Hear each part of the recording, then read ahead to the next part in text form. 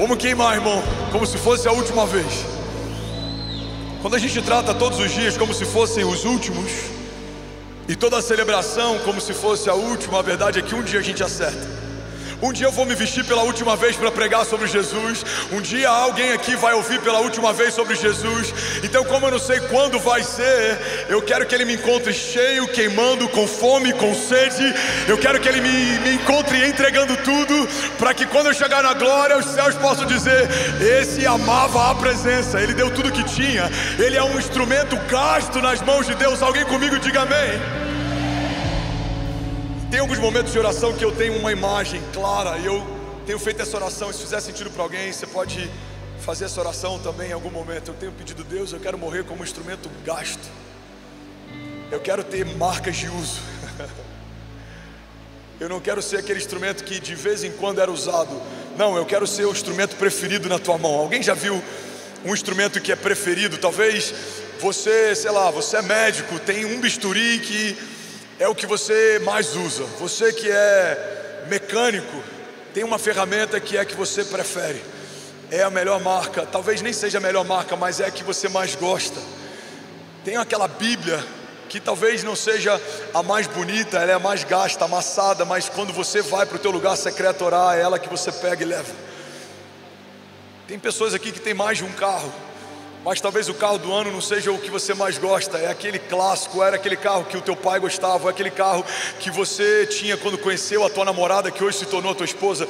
Sabe, eu tenho pedido: Deus, eu quero ser um instrumento gasto nas tuas mãos. Eu quero subir como um instrumento que tem muitas marcas de uso. Eu não quero chegar lá intocado, não. Eu quero chegar gasto e me deixar gastar. Mais alguém comigo aqui nessa noite? Mais alguém quer ser usado por Deus? Mais alguém quer ser usado por Deus nessa geração? Então levante as suas mãos e declare comigo. Diga: Pai, se o Senhor fizer algo na terra, não me deixe de fora. Diga: tudo que o Senhor vai realizar nos próximos anos conta com a minha vida e com a minha casa. Eu quero ser gasto e me deixar gastar, em nome de Jesus. Se você recebe isso, diga amém. O tema da mensagem de hoje é um dos temas centrais de muitas conferências, e é uma das coisas que a gente como brasileiro mais persegue.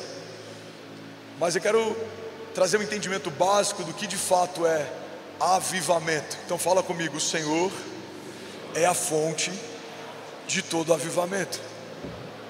A gente tem mergulhado nessa série sobre as fontes que emanam de Deus. Eu queria te pedir para que você não se distraia, olhe para mim. Eu sei que tem gente que já está satisfeito com tudo que recebeu. Se a gente encerrasse aqui o culto, você já estava pleno e cheio da glória de Deus. Mas eu creio que ainda existe um vinho novo para o final da festa. Amém? Então não me deixe sozinho. Eu queria saber se tem algum carismático aqui nessa noite.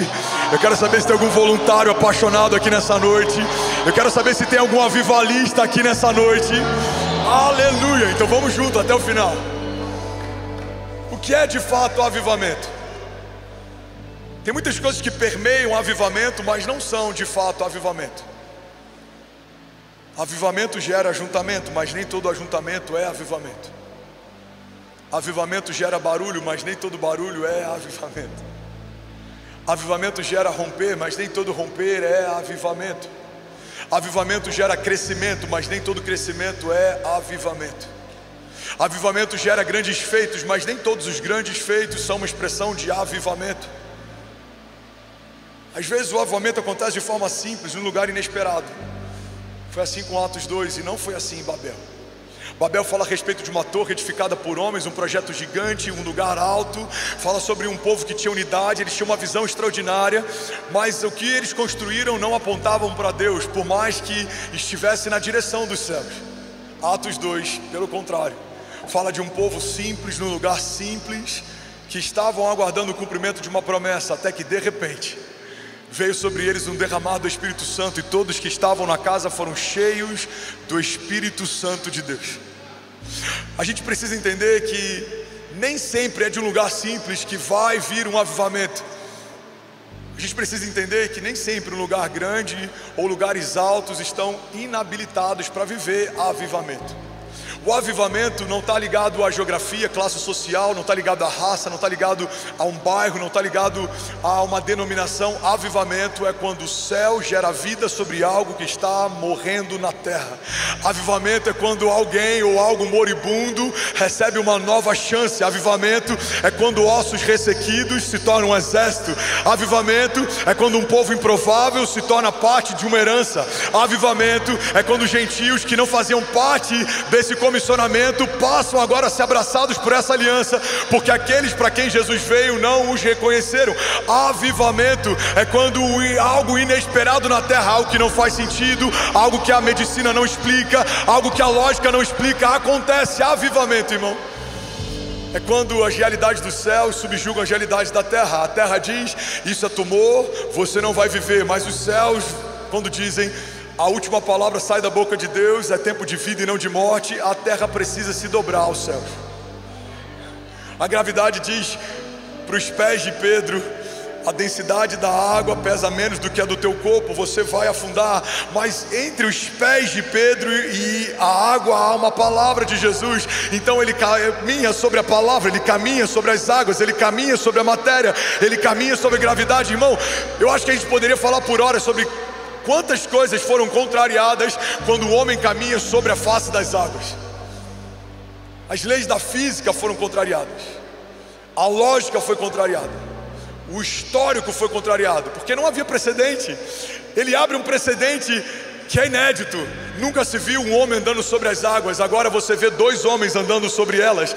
Assim como aqueles homens numa fornalha aquecida várias vezes mais, nunca se viu alguém naquela época ser lançada sobre uma fornalha ardente e sobreviver. Na verdade, era tão quente o lugar que Mesaque, Sadraque e Abidnego foram lançados, que a Bíblia diz que os soldados que foram lançar eles foram incinerados por conta da alta temperatura que estava naquele lugar. Mas eles saem daquele lugar sem cheiro de fuligem e sem serem tocados ou feridos pelo fogo. Avivamento fala sobre um fogo que consome o que é impuro, mas purifica o que é puro. Avivamento fala sobre algo que fere os que não são de Deus, mas que eleva os que são de Deus. Avivamento fala sobre testes que viram testemunhos. Vamos, alguém comigo aqui nessa noite. Eu não estou pregando para uma plateia, eu estou pregando para uma igreja. Eu não estou comunicando algo que eu penso, eu estou dizendo que a palavra de Deus diz. Alguém comigo aqui em nome de Jesus. Jesus. Avivamento é o que faz Lázaro vir para fora 4 dias depois do seu óbito ser constatado. Avivamento é o que faz Jesus voltar dos mortos 3 dias depois de todo o inferno celebrar a morte do Filho de Deus. Avivamento é o que faz as gotas de sangue de um Deus homem que transpira no jardim e os litros de sangue de um Deus homem que lava o madeiro não serem o final da história, mas serem só parte dela. Avivamento é o que faz um perseguidor que provavelmente testemunhou um primeiro mártir ser apedrejado enquanto a glória de Deus brilhava sobre a sua face, se tornar tempos depois um plantador de igreja que tem as maiores revelações dos evangelhos e da graça de Deus. Avivamento é quando a terra é confundida, é quando você foi encontrado, é quando a tua casa foi chamada, é quando seus filhos foram ungidos. Avivamento, irmão, é quando alguém que nunca se imaginou fazer parte da igreja de Jesus, agora em pleno domingo à noite está sentado numa igreja, ouvindo da palavra e bebendo de um vinho novo. É quando você que estava distante e que era inimigo de Deus por conta dos seus maus procedimentos e pensamentos, agora pelo glorioso sangue de Jesus foi reconciliado. Não é mais escravo, agora é filho. Não está mais cativo, agora é livre. Avivamento é quando os céus invadem a terra, porque quando os céus invadem a terra, algo vai acontecer. Vamos, alguém comigo nessa noite. Aleluia. Avivamento é o tema principal que a igreja de Jesus deveria perseguir logo em seguida do tema arrependimento. Primeiro pilar fundamental, primeiro passo de fé, primeiro nível: arrependei-vos. Arrependei-vos, o reino está próximo, é chegado o reino. O arrependimento me dá acesso ao avivamento. Não há avivamento sem arrependimento. Você não vai ser cheio do Espírito Santo enquanto não tiver vergonha de quem você se tornou sem Deus. Você não vai ser cheio da glória de Deus enquanto não se envergonhar do teu passado, dos teus feitos sem Ele. É quando o homem passa a ter nojo de quem se tornou, que o oleiro agora quebra esse vaso e faz de novo para que ele possa se tornar quem Deus sempre quis que ele fosse. É quando o meu passado, os grandes feitos e o que eu fiz sozinho não tem mais graça, não tem mais glória, não tem mais vaidade, não tem mais nada que eu me glorie, senão no fato de ter sido encontrado no meio do caminho, ferido, roubado e quase morto. O amor me encontrou, o bom samaritano pagou a minha dívida, Ele derramou óleo sobre as minhas feridas, Ele derramou vinho novo sobre a minha cabeça. Eu fui encontrado, eu fui chamado, eu fui ungido, eu fui separado. Em Jesus eu fui eleito, estabelecido, e eu estou agora firmado numa rocha inabalável. Mesmo que as ondas sejam altas, mesmo que os ventos sejam fortes, mesmo que inimigos me cerquem, cada um deles vindo por um caminho diferente, por 7 caminhos eles fugirão. Mesmo que os dias sejam maus, confusos, mesmo que haja nesse tempo ideologias que tentam relativizar que homem é homem, mulher é mulher, Deus é Deus e fé é fé, eu sei que todas essas coisas permanecem inabaláveis. Homem e mulher os criou desde o jardim, e eu fui expulso, mas fui reconquistado. Eu fui removido, mas eu fui resgatado. Eu fui tirado de lá, mas foi colocado agora um jardim em mim. Na verdade, Ele me fez jardim.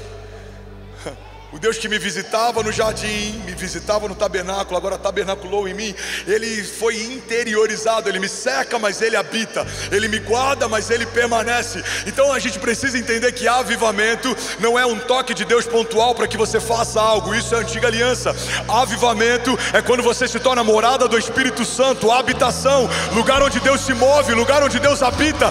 Deus decidiu habitar em você. Ele é tão grande a ponto de dar ordem às estrelas obedecerem a ordem que receberam, mas Ele se fez tão pequeno a ponto de caber em um homem como eu e como você. Que amor é esse? Não há na história. Você pode procurar no panteão dos deuses, você pode procurar em qualquer outra religião, na mitologia. Não há um Deus relatado em nenhum tempo ou nenhuma outra cultura que tenha aberto mão da própria vida por aquilo que criou. Não há. Não há. Na mitologia grega, inclusive, tem alguns que assassinaram seus próprios filhos. O nosso Deus entregou por amor. Que amor é esse? O amor expresso em João 3,16, que fala de um Deus que te amou de tal maneira que abriu mão do único filho, mas não abriu mão de você. Abriu mão de um filho conhecido, glorioso, sem pecado e sem mácula, mas não abriu mão de mim, de você, marcados, sujos, perdidos. Avivamento, irmão, é voltar para o lugar de origem, como se o jardim nunca tivesse sido devastado, como se a relação nunca tivesse sido comprometida, como se não houvesse marcas na minha identidade, como se eu nunca tivesse saído desse lugar. Avivamento é como um pai que recebe o filho na porta da casa e trata esse filho como se nunca tivesse saído de lá. Avivamento é quando os céus não levam em consideração o teu passado, porque a partir de Jesus tudo se fez novo, as coisas velhas ficaram para trás. Avivamento é alguém que era escravo, estava imundo, foi feito filho, encontrado, redimido, e agora os céus não levam em consideração a multidão de pecados ou o que você fez, porque os céus não te chamam de quem você era, os céus te chamam do que você ainda vai se tornar. E é por isso, irmão, que avivamento depende de alguém que olha com os olhos de Deus, porque Deus não vê como o homem vê. O homem espera que alguém seja posicionado para reconhecer. Os céus já reconhecem antes de você se posicionar. Você é um avivalista, você é abençoado, você é filho, você é ungido, você é guardado, você é meu, minha propriedade, minha herança. Eu te comprei com preço de filho, com preço de sangue. Você é quem eu digo que é. Você tem o que eu digo que tem, diz o Senhor. Você pode o que eu digo que pode, porque as minhas palavras liberam teu destino. As minhas palavras constroem o teu futuro desejável. João 15, se vocês permanecerem em mim e as minhas palavras permanecerem em vocês, me pedirão o que quiserem e lhes será concedido. Você nunca vai ver um chefe falando isso para nenhum funcionário, por mais próximo que seja. Igreja, olha para mim. Você nunca vai ver um diretor, um CEO, um dono, um presidente falando para o melhor funcionário por melhor que seja a performance, me pede o que você quiser e eu te dou. Só um pai falaria isso para um filho. O nosso pai falou isso para nós. O teu pai falou isso para você. Eu só te peço uma coisa: permanece em mim e deixa as minhas palavras permanecerem em você, e você vai me pedir o que quiser e lhe será concedido. Por quê? Porque você e eu se tornaram uma coisa só. Você é meu e eu sou teu. Você me pertence e eu me entreguei por você. Você faz parte da minha igreja. Eu sou a cabeça, você é membro, faz parte de um corpo. Você é minha noiva aguardada, está sendo adornada, e haverá um dia em que eu voltarei para buscá-la. Apocalipse gera temor e medo para muitos, mas para a igreja deve gerar expectativa, porque o dia do retorno do Senhor fala a respeito de uma festa de casamento que vai se realizar. Há um noivo ciumento, há uma noiva adornada, há testemunhas, e não são qualquer tipo de testemunhas, são os anjos que viram a queda, a redenção, e verão também a salvação consumada. São os anjos que estavam ao redor do trono e viram Lúcifer se ensoberbecer e ser lançado com um terço dos anjos dos céus. Os mesmos anjos que testemunharam quando nada havia, quando a terra era sem forma e vazia, quando o Espírito de Deus pairava sobre a face das águas, quando tudo era breu, quando a luz de Deus se revela, quando os fundamentos da terra são estabelecidos, quando há separação de noite e dia. Esses anjos verão você e a sua casa adentrando numa morada preparada pelo Senhor para você, porque essa é a promessa de Deus. Jesus disse: se não fosse assim, eu não os teria dito. Eu volto, porque se eu não voltar ao Pai, o Espírito não virá sobre vós, e eu vou para preparar moradas, porque haverá um dia em que vocês estarão conosco na eternidade. O avivamento que acontece aqui precisa apontar para lá, senão não é avivamento. Avivamento não fala sobre uma operação sobrenatural de dons, porque isso passa. A cura que você recebe no teu corpo passa, porque o teu corpo vai passar. O câncer que é removido da tua matéria passa, porque daqui a algumas décadas não vai ter nem câncer nem corpo. Os milagres financeiros nos abençoam no tempo presente, mas esse tempo dura muito pouco. Eu tenho alguns amigos e ovelhas que trabalham no mercado financeiro, e eles trabalham em preço e longo prazo, 40 anos, 50 anos, 30 anos. Mas eu imagino para os céus a gente falar que longo prazo são 5 décadas, enquanto a gente negligencia uma vida na eternidade e um galardão eterno que dura para sempre. Tem gente conquistando patrimônios e fazendo coisas extraordinárias aos olhos dos homens, mas ainda são desconhecidos aos olhos de Deus. A maior glória que a gente pode ter, e de fato o avivamento ele passa por isso, e ele é estabelecido a partir desse princípio, é o entendimento de que o meu nome foi escrito no livro da vida. Há um livro chamado Livro da Vida, e se o meu nome foi escrito lá, isso é avivamento. Não há mais morte, condenação, não haverá ranger de dentes, não há mais perdição, porque eu fui encontrado, e meu Pai, Ele fez questão de no cartório dos céus colocar o nome dele como filiação do meu nome. Então eu não sou bastardo, eu não fui encontrado, não, eu tenho um Pai, e o Pai fez questão de dizer que Ele é o meu Pai, que eu sou o seu filho. Então no livro da vida, o teu nome foi escrito como se numa certidão de nascimento, porque avivamento para muitos de nós é a ideia de que Deus vai nos ungir para operarmos de forma sobrenatural. Isso é só parte da história, mas nem é a parte mais importante dela, porque avivamento não é o céu te dar uma carteira de trabalho. Avivamento é quando os céus te concedem uma certidão de nascimento. Você nasceu de novo, nova natureza, novas vestes, novos sonhos, novos passos de fé, uma nova autoridade, uma nova unção para o novo tempo. Isso é avivamento. Avivamento é quando as realidades dos céus subjugam as realidades da terra. É quando Deus do impossível se revela em meio a impossibilidades. Avivamento não é quando algo muito difícil de acontecer acontece. Avivamento é quando algo impossível de acontecer acontece. Ser curado com remédio não é avivamento, é cura. Ser ajudado por amigos não é avivamento, é ajuda. Ser renovado depois de um descanso não é avivamento, é renovo. Mas está com uma sentença de morte eterna estabelecida sobre si, e essa sentença ser rasgada, e agora não mais escravo, mas se tornar filho, e ter uma herança justa estabelecida, e ter acesso, e ter governo, e receber a chave do reino dos céus, e poder ligar e desligar, estabelecer e reivindicar, irmão, isso é avivamento. Poder colocar as mãos sobre a cabeça dos seus filhos e liberar destino sobre eles, isso é avivamento. Poder fazer parte da igreja de Jesus e servir ao corpo de Cristo, isso é avivamento. Porque antes da nova aliança a gente sequer poderia vê-lo, quem dirá tocá-lo. Agora a gente vê, toca, sente e Ele habita em nós. Agora a gente o serve, e a gente tem liberdade na presença dEle, porque Ele está à procura de adoradores que o procuram e que o buscam e que o adoram em espírito e em verdade. Isso é avivamento. Quando os céus encontram na terra um povo com fome, algo vai acontecer. Quando os céus encontram na terra um povo com sede, algo vai acontecer. Alguém comigo aqui, diga amém. Você pode dar um brado de liberdade no seu lugar. Vamos, alguém pode reagir como se a sua vida dependesse disso nessa noite. Aleluia, aleluia, aleluia. Avivamento é entender que há uma mesa preparada para mim na presença dos meus inimigos e que tem pão e vinho nessa mesa. O pão é a palavra, e um povo que só tem pão acaba engasgado, porque chega uma hora que não desce. Você pode se tornar cético, religioso, ou até começar a ter vaidade a partir do quanto de teologia você carrega.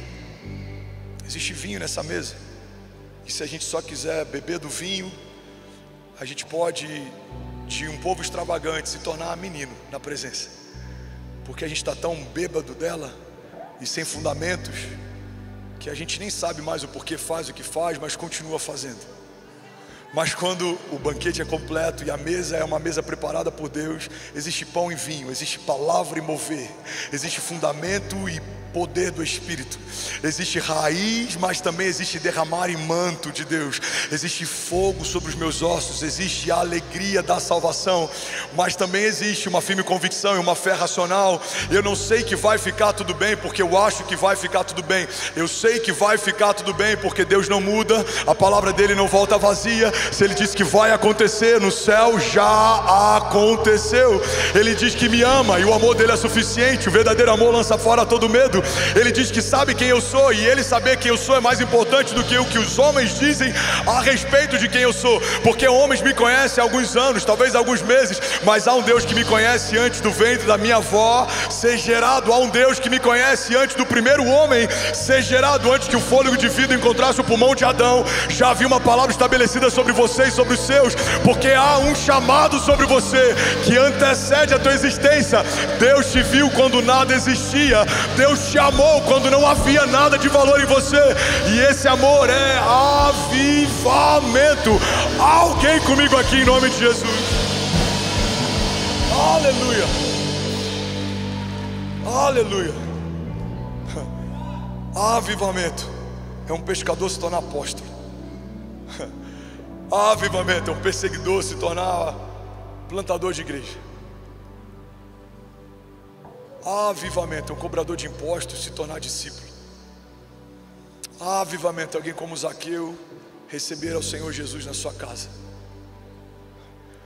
Avivamento é aquela mulher pega em adultério, ouvir da boca do seu Criador: os teus acusadores não estão mais aqui, vá e não peques mais. Avivamento é uma mulher com sede à beira de um poço encontrar a água da vida, e não só beber, mas se tornar fonte para que outros bebam. Do interior dela passou a brotar fontes de água. O testemunho dela tocou cidades. Avivamento é um homem endemoniado se tornar um apóstolo que pregou por uma Decápolis. Mais de 10 cidades ouviram testemunhos a partir da vida de um homem que se feria. Ele estava cativo, esse era o projeto do inferno para ele.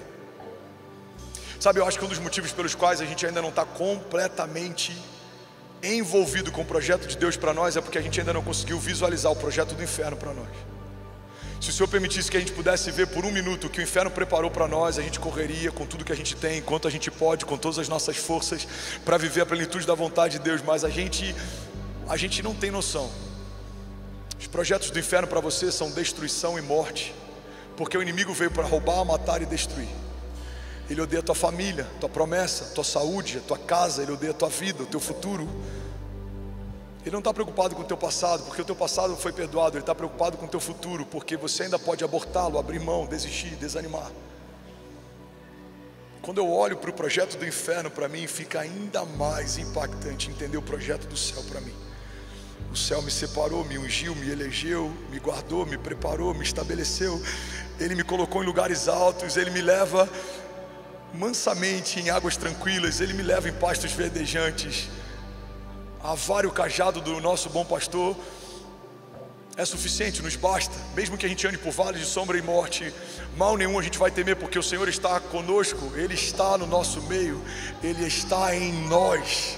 O Senhor sabe o que você precisa, porque só quem te fez completo sabe o que te falta quando te vê em cacos. O Senhor sabe o que você precisa, porque quando as luzes se apagam, Ele recolhe as suas lágrimas. O salmista diz que cada uma delas estão sendo recolhidas pelo Senhor no seu odre. Por acaso o Senhor se esqueceria delas? Irmão, as lágrimas que a gente derrama no nosso lugar secreto são como sementes de fé lançadas no reino de Deus, e toda vergonha que é lançada aos pés de Jesus gera uma recompensa pública. É como aquela viúva, o marido morreu, os filhos vão ser feitos escravos, mas quando os céus intervêm, agora não é mais esse o final da história. Há óleo descendo dos céus, agora há vasilhas sendo completamente preenchidas. A resposta de Deus, a provisão de Deus, a unção de Deus, a escape de Deus, porque não há nada, nenhuma falta, não há nada que venha contra você, que quando os céus operem não possa mudar essa realidade.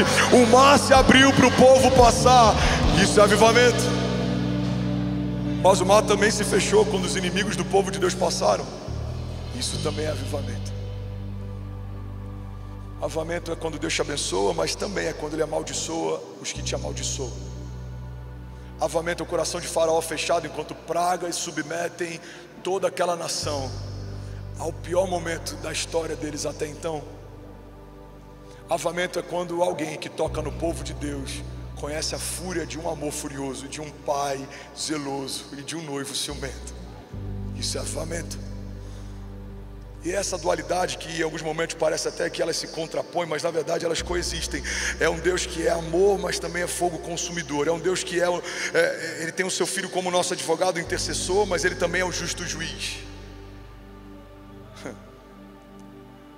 É um Deus que estabeleceu a história e estabeleceu os limites, e quando a gente passou deles, Ele nos redimiu, pagando o preço com a sua própria casa.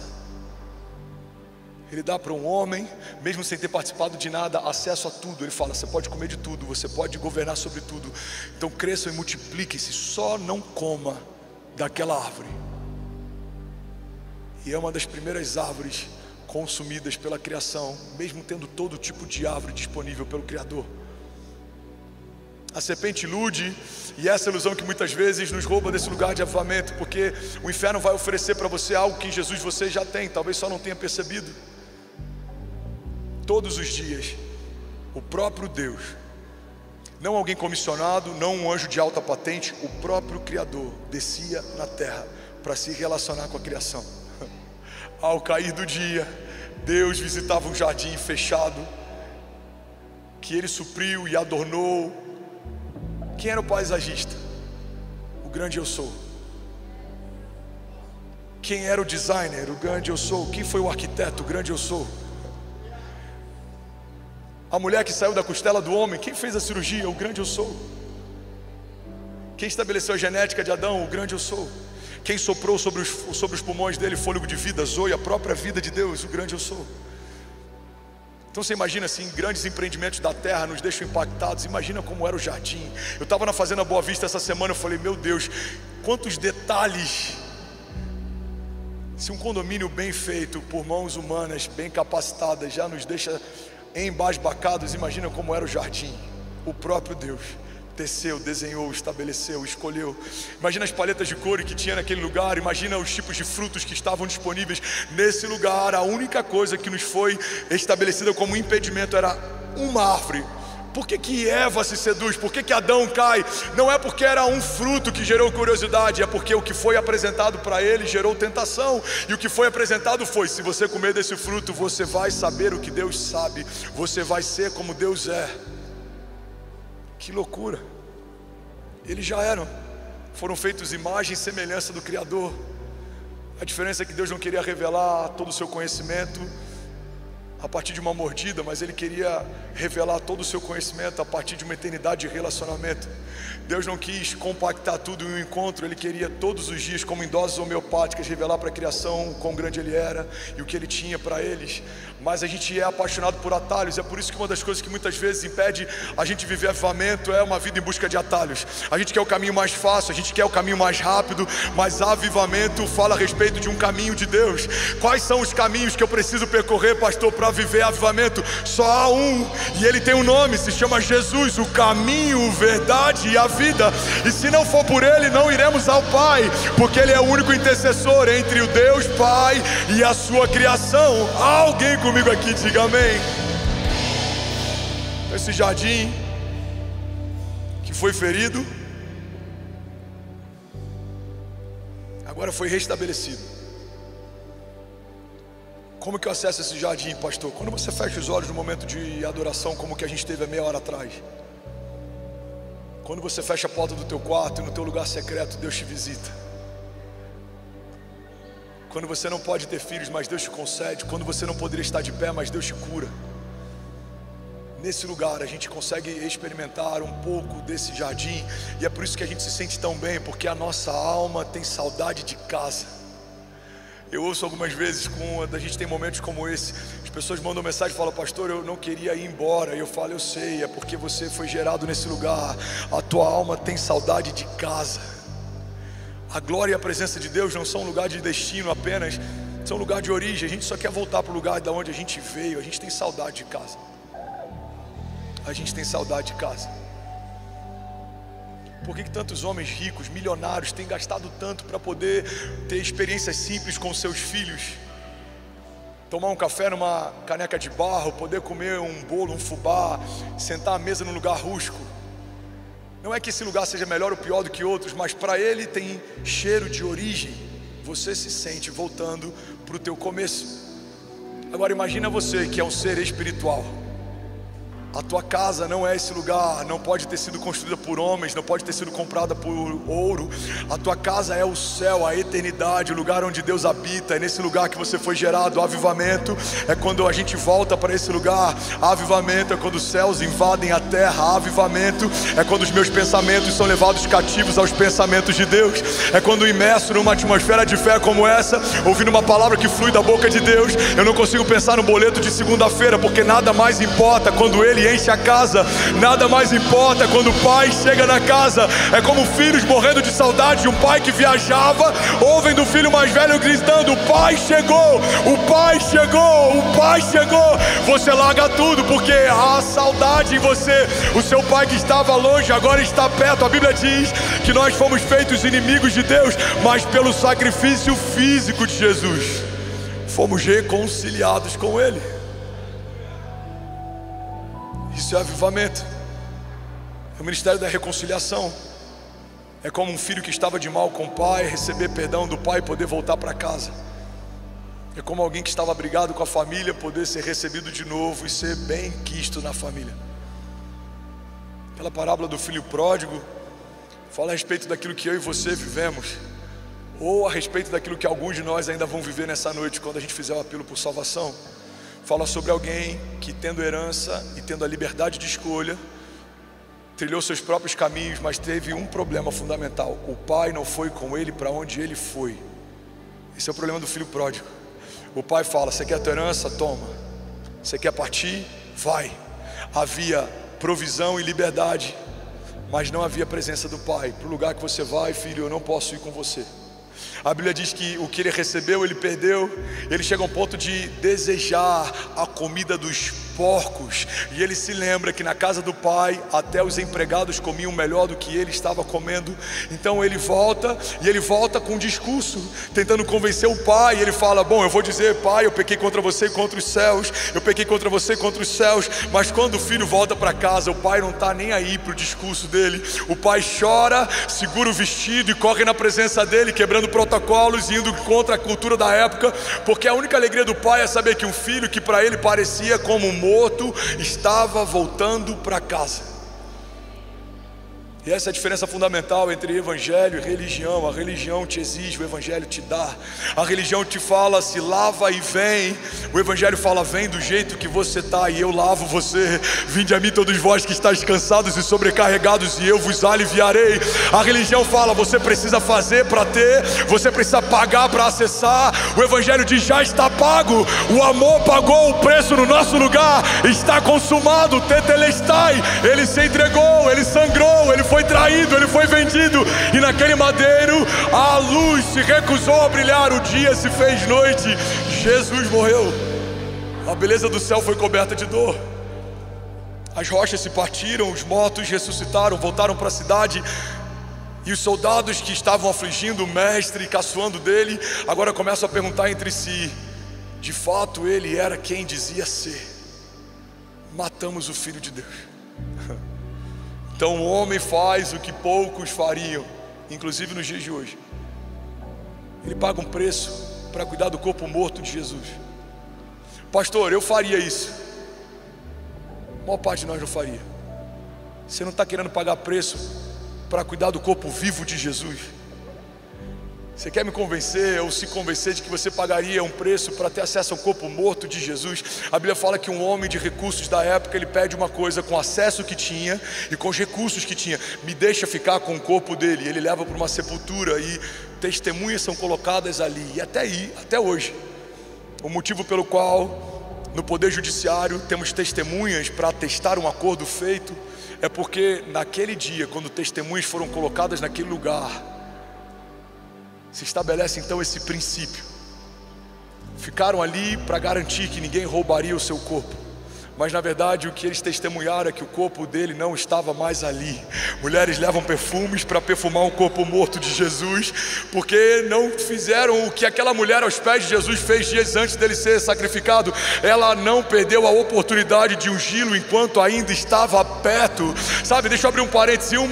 Dos entendimentos dessa palavra que diz que o reino de Deus está próximo, não fala só sobre um tempo vindouro, mas fala também sobre uma proximidade. O reino de Deus está em você. Então se alguém perto de você já reconheceu Jesus e foi avivado e carrega a vida de Deus dentro de si, o reino de Deus está próximo. Talvez alguém do seu lado seja reino de Deus, alguém do seu lado carrega reino de Deus, alguém próximo de você carrega reino de Deus. Você faz parte do reino de Deus. A Bíblia diz que nós fomos estabelecidos como embaixadores do reino de Deus. Quando o embaixador é tocado, uma nação se levanta, porque se toca no embaixador, toca na nação que o enviou. Você entra numa embaixada e as leis que regem aquele lugar não são as leis da nação local, mas da nação que estabeleceu aquela embaixada naquele lugar. O que significa? Significa que você se tornou embaixador, pertencente e representante de uma embaixada, e essa embaixada não fala a respeito da maior economia da terra, não fala a respeito do maior PIB da América Latina, não fala a respeito de um grupo econômico ascendente, não fala a respeito de uma nação fortalecida ou fortificada, não. Essa embaixada fala a respeito do reino de Deus na face da terra. Você é um embaixador do reino de Deus, e existem anjos do Senhor que lutam por você. Para tocarem em você, terão que tocar no Deus que te guarda, porque você escolheu habitar à sombra do Todo-Poderoso. Você escolheu habitar no esconderijo do Altíssimo. Esse lugar é um lugar seguro. Para te tocar, terão que tocar nele. Para te encontrar, terão que encontrar ele. Você está como num bunker, mas não um bunker construído com dinheiro humano, como os muitos homens têm feito nos últimos dias. Não, você está num bunker edificado pelo céu. Há anjos que estão fortificados com espadas em punho para te guardar, porque a palavra de Deus diz que o Senhor dá ordem aos seus anjos a nosso respeito. Os anjos que respondem ao clamor de Daniel, os anjos que respondem ao teu clamor, os anjos que estão aqui nessa noite, derramando, tocando, ungindo, eles são servos dos filhos de Deus, porque mesmo os anjos, sendo santos e sendo puros, e conhecendo a eternidade de Deus, e tendo livre acesso à sala do trono de Deus, não receberam por parte de Deus o direito de serem feitos filhos de Deus. Cara, isso é muito forte. Avivamento é o entendimento de que Deus me estabeleceu numa posição acima dos anjos, porque na eternidade não serei um dos anjos dele, serei um dos filhos dele. O Senhor é o nosso bom pastor. A oração que Jesus nos ensina começa a partir desse princípio: Pai nosso que estás no céu. Você tem noção do que é Jesus chamar o pai dele de Pai Nosso?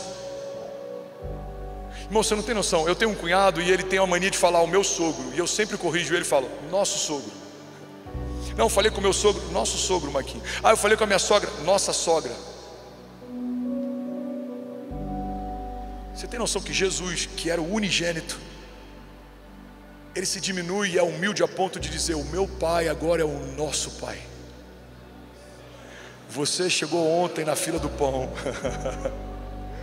Você não sogrou por ninguém, você não se entregou por ninguém, você não se despiu de glória e eternidade, você não foi tentado como eu fui, mas ainda assim, por conta daquilo que eu fiz, você recebeu o direito de ser feito filho de Deus. Isso é avivamento. A Bíblia diz que aquele que não cometeu pecado se fez pecado por nós, para que nós fôssemos feitos justiça de Deus. O Senhor te estabeleceu como justiça. A justiça de Deus não é algo que você conquistou, é algo que você recebeu. Alguém está recebendo algo de Deus aqui nessa noite? Alguém consegue ficar nesse lugar por mais 5 minutos? Alguém consegue ouvir dessa palavra por mais 5 minutos? Alguém consegue perceber a manifestação do céu sobre a terra aqui nessa noite? Alguém consegue perceber uma palavra rema que está fluindo do trono de Deus sobre a tua vida e sobre a minha? Então o que é avivamento? Avivamento é voltar para esse lugar de origem como se o pecado nunca tivesse me afligido. Tem uma frase do Leonard Ravenhill que ele fala: a única razão pela qual não experimentamos avivamento é porque estamos dispostos a viver sem ele. Colossenses 1:21. Antes, vocês estavam separados de Deus e em suas mentes eram inimigos por causa do mau procedimento de vocês. Mas agora Ele os reconciliou pelo corpo físico de Cristo, mediante a morte, para apresentá-los diante dele, santos, inculpáveis e livres de qualquer acusação. Alguém pode celebrar Jesus aqui nesse lugar?